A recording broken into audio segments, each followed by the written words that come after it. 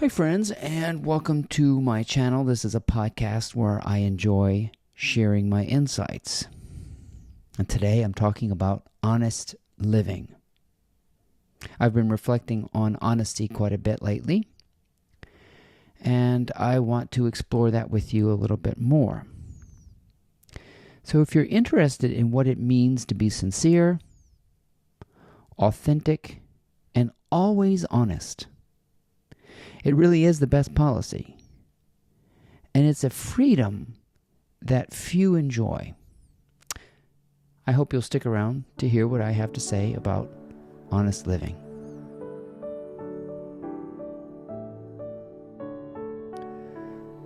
Honest living is the emancipation of truth, which has been frustrated by a misperception. And it's not always easy to see that you're caught in it. But I'll tell you the symptoms of living insincerely: frustration, boredom, emptiness, and obligation. Those are the restraints of living insincerely. And there's a whole host of reasons why we bought into this brand of love. It feels like love. It's a pseudo-love, which sees and measures itself by externality. We have bought into the idea that success is measurable from the outside, and that love is protectable, that love is doled out in quantity, that the quality of life is measured by how many pats on the back you get, how many raises you get, how many promotions you get, how many 5-star ratings you get. All of these things have been misperceived as fulfillment. And it's nothing but feedback. I remember thinking as a child how important feedback was.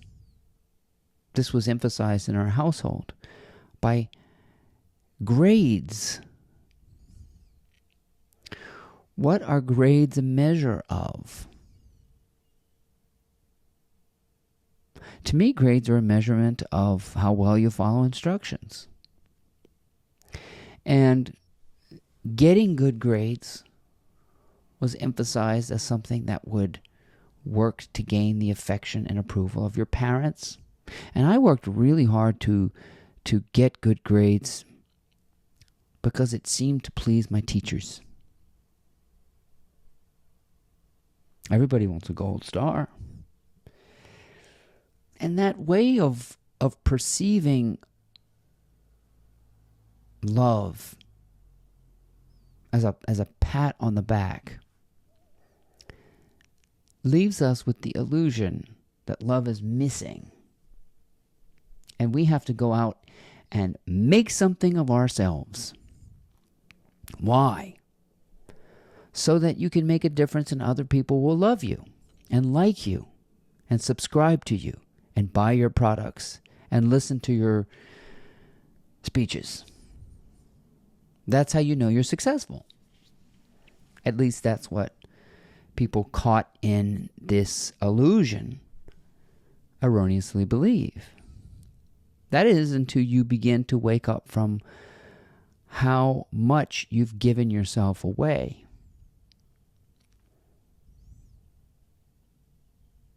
And this is what hurts, is to realize that you have carved out, you've poured yourself into something merely for feedback. And feedback is a waste product. I've said this before, but we have to be very careful with feedback. Feedback is what you might call second-hand love.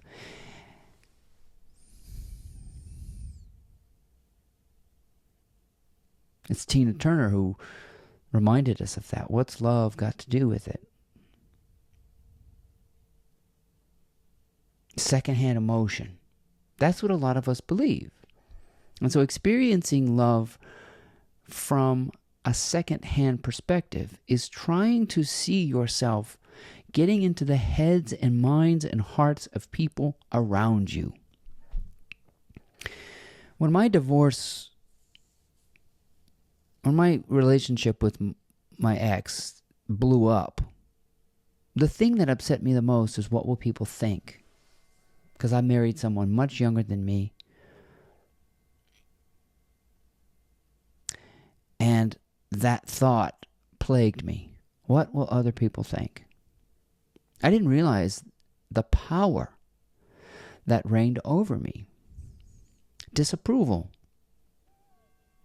I think a lot of us are motivated by this illusion that somehow we're deficient in some respect, and we have to work our way out of this hole, H-O-L-E, when truthfully we are whole, W-H-O-L-E. And we've never been taught that love doesn't have a pair of eyes. It doesn't have a mouth. It is truly blind. And what we have failed to see is how transparent love is and unconditional. The brand of love that we're taught is make everybody else happy. That's why you're here on this earth. You're here to serve God. You learn that in Sunday school. Serve God. And so we're taught that God is this presence out there. And we have to earn his affection and love and forgiveness. And we've disappointed this God in the sky. And so we have to make amends. And we fail to see just how innocent existence is. Oh, we see it in nature.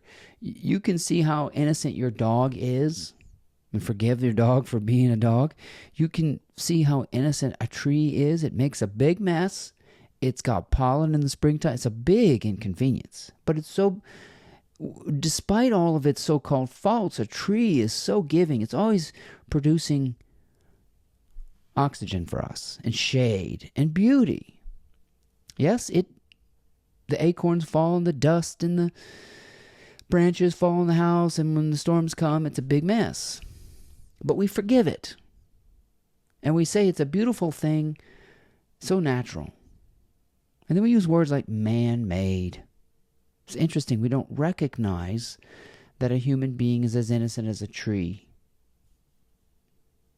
or an eagle. Even our heinous acts. And we look at a man-made structure and say, oh, isn't that awful? As if nature is not building and expressing and doing things through us.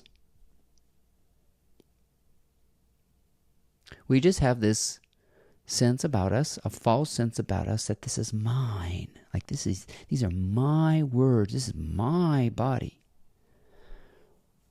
And that's what most of us are trapped in. Thinking we own ourselves, we own anything on this beautiful earth that's so verdant and so abundant and so transparently giving. People have called it impersonal. Nobody wants to be told they are just a tiny nanospeck of nature, doing what nature is doing in a place called here and now. Nobody wants to be told that. You're just part of the environment. And the environment and the creature are together, nestled together, and nobody's in danger. All these living things will die, and so will you. And it's just this natural process. But that's what makes it so meaningful, is that once you relinquish this notion that your life is for others, I don't know where the hell that comes from, that your life is to please other people. Well, as Abraham Hicks says, somebody's desire is going to be served. Why others? I like to think of it as a win-win. If you need something from me and I enjoy providing the service, then that's a win-win. I say yes because I enjoy cooking for you. That's fun. I like cooking, so I'll do that for you. But a lot of us have been asked to do things we hate doing. Or at least we think we have to. Because we've been told to please other people. But what that does is it completely excavates the inner life, the inner joy. The one person who you should always be honoring is that irreducible self. But instead we deny it. We deny that our lives should be enjoyable. Our bodies should be enjoyable. Every single moment should be enjoyable. But for a lot of people, the moments they're living now are obligatory, and they are postponing joy because they have a long laundry list of things they have to do. They have to do. They are serving their retirement. I've got to build up my retirement. So then your retirement is your boss. I've got to serve that first. In other words, I have to be enslaved to that first. I have to build up a portfolio of X amount of dollars before I can really enjoy my life. Imagine the lunacy in that. And that's common knowledge. Oh, you can't retire. The God of Vanguard has spoken. You need $2 million to quit working. Rather than wondering, I wonder if that's true. I wonder if there's anything I need to completely switch and do what I want, when I want, how I want, and with whom I want. When do I get to be free? It's when you decide to step out of this puppetry of manipulating other people. You get out of the game of changing other people. You get out of the game of changing yourself. This is about loving who you are as you are. And if you are unpleased with anything, if you're unpleased with your body, let's say you're displeased with your body, you can't heal your body by hating it. If you're displeased with your circumstance, you can't heal your circumstances by hating it. Nobody has ever hated their way to success. They might have, and they've gotten all of this, these physical possessions, and they still hate it because none of it is what they want. Because you know why? They're so empty they don't even know what the hell they want. I was so empty, I didn't even know what I wanted because I had given myself away, especially in a relationship. So if you've given yourself away, you have deprived yourself of love. And you're around all these people. You may even have an intimate partner and you're lonely as hell. You're empty. You don't even know what you want to eat, where you want to go, what activities you enjoy anymore. Because all you do is sell yourself. Allow yourself to be bought. Because you've bought into the lie that you're here to please others. I can tell you one thing. When I make these videos, I never consult anybody but myself. What do you want to talk about, Ryan? I can go online and get AI to fish out what people are looking for, but I'm not interested in what people are looking for. I'm interested in what I have to say, and I honor that. I honor myself. I give myself away because that's what I want to express. If you enjoy it, That's great, but that's feedback. That's second-hand love. First-hand love gives blindly out of what it wants to give, anonymously. It would be best if I just did this and talked to you without seeing my face. But that my face doesn't tell you anything about who I am. I'm trying to speak to you from the transparency of love, the joy of being free from the lies of puppetry, manipulating everything, serving yourself abundantly, gracefully, innocently. It's total innocence once you've been emancipated from this kind of slavery. So I encourage you to go within and to begin realizing how important it is to know what you want and to never plea bargain with something called the universe. You can't get the universe, this thing called the universe, to do things for you. That's like going to a priest and saying, I just feel so empty and I don't have any fulfillment. And they say 10 Hail Marys, go to the soup kitchen and say an Our Father, and you should be good. These manifestation gurus who are telling you, oh, you just need to vibrate higher. You need to do this. And you are trying to learn a transactional way of being. If I do this, then I'll get a mansion. And if I do this, then I'll get a car. And if I do this, I'll get a boyfriend. None of this transactional garbage is working. Life won't be dominated. Life will not be manipulated. Life will not be outsmarted. But you can unify with it and become honest. And that honesty will unfold in the present moment and guide you every single step of the way and will reveal desires deeper. Ones that have no obstacles and ones that blow your freaking mind. And it usually has nothing to do with material possessions. It has something to do with delivery of this enslavement. Helping people realize who they really are. And that's an honest living. And I hope you have thought more deeply about what it might mean to be authentic, honest, and free. My name is Ryan Hebert. I hope you enjoyed these insights. Please check out my blog. It's called mymorningmotivator.com.